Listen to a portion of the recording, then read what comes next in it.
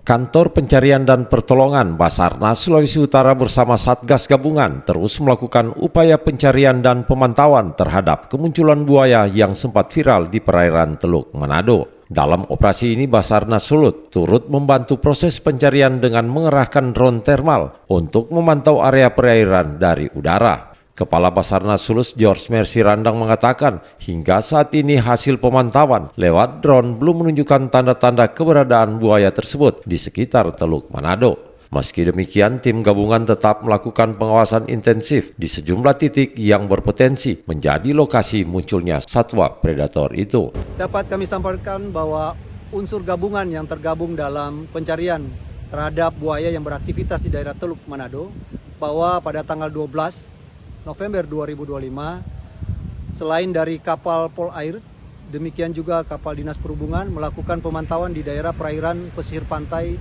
Teluk Manado.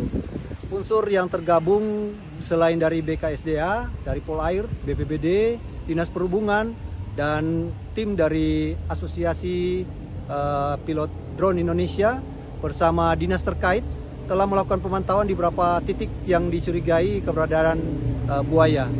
Dari pihak Basarnas sendiri telah melaksanakan pemantauan udara menggunakan drone thermal dari sebelah selatan Teluk Manado, yaitu daerah Tateli, hingga ke sebelah utara, yaitu di daerah bagian Tongkaina, tidak menemukan keberadaan adanya buaya.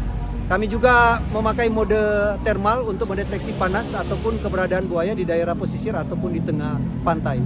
Namun hingga sore hari penggunaan drone thermal tidak mendeteksi terhadap keberadaan buaya di daerah pesisir pantai Teluk Manado.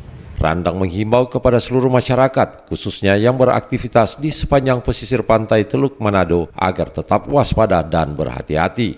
Kami juga berharap kepada masyarakat luas, ya terutama yang beraktivitas di pesisir pantai, agar tetap berhati-hati. Namun jika melihat keberadaan buaya, tolong disampaikan kepada unsur yang ada di daerah yang berposko di daerah Megamas.